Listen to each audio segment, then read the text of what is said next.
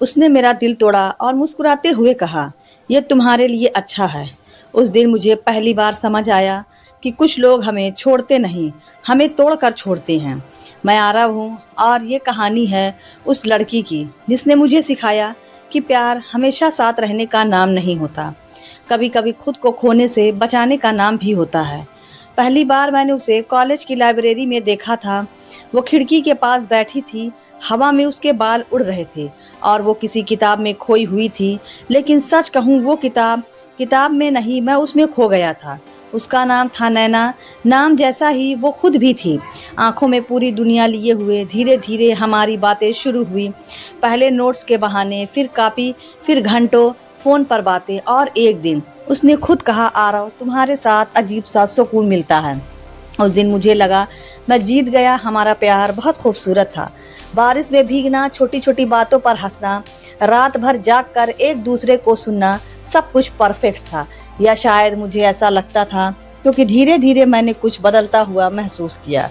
वो पहले जैसी नहीं रही। अब वो जल्दी कॉल काट देती, मैसेज का जवाब देर से आता, और जब मैं पूछता सब ठीक है ना, तो वो बस मुस्कुरा कर कहती, हाँ सब ठीक है।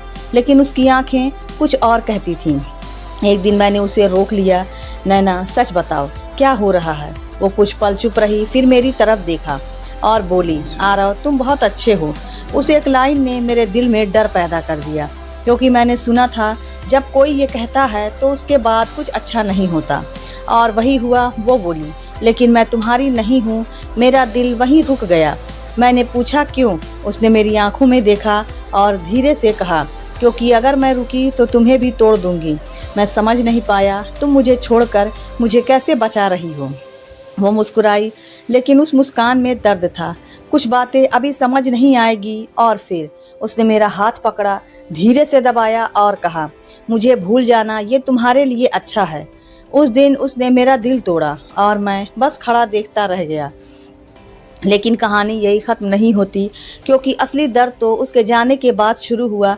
3 महीने बाद रात के 2 बजे मेरा फ़ोन बजा। स्क्रीन पर वही नाम था, नैना। लेकिन इस बार उसकी आवाज़ में कुछ ऐसा था जिसने मेरी पूरी दुनिया हिला दी। आरव, मुझे तुमसे एक आखिरी बार मिलना है। और उसके बाद जो उसने कहा वो सुनकर मेरे पैरों तले ज़मीन खिसक गई। रात के 2 बजे उसका फ़ोन, मेरे हाथ काँप रहे थे। 3 महीने हो गए थे।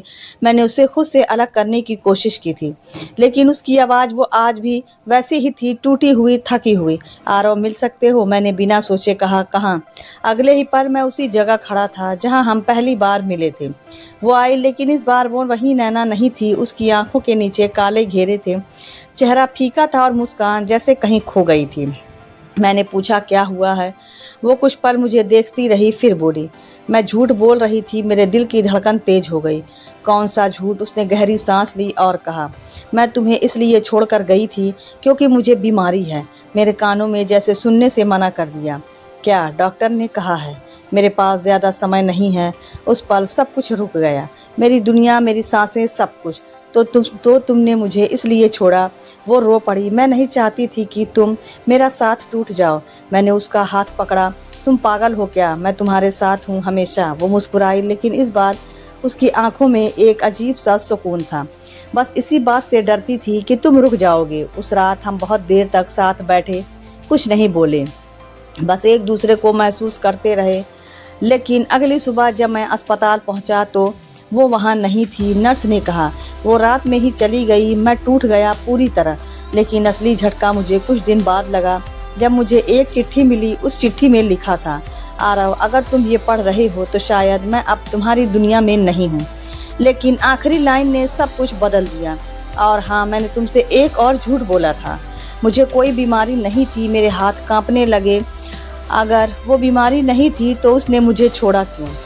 और सबसे बड़ा सवाल, वो अब कहाँ है?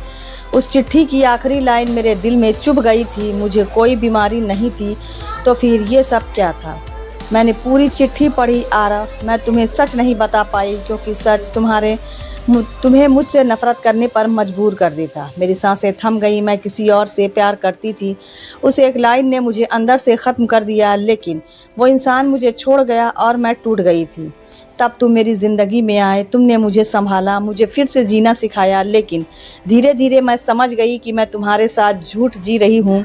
मैं तुम्हें वो प्यार नहीं दे पा रही थी जिसके तुम हकदार थे, इसलिए मैंने तुम्हें खुद से दूर कर दिया। मेरी आंखों से आंसू रुक नहीं रहे थे।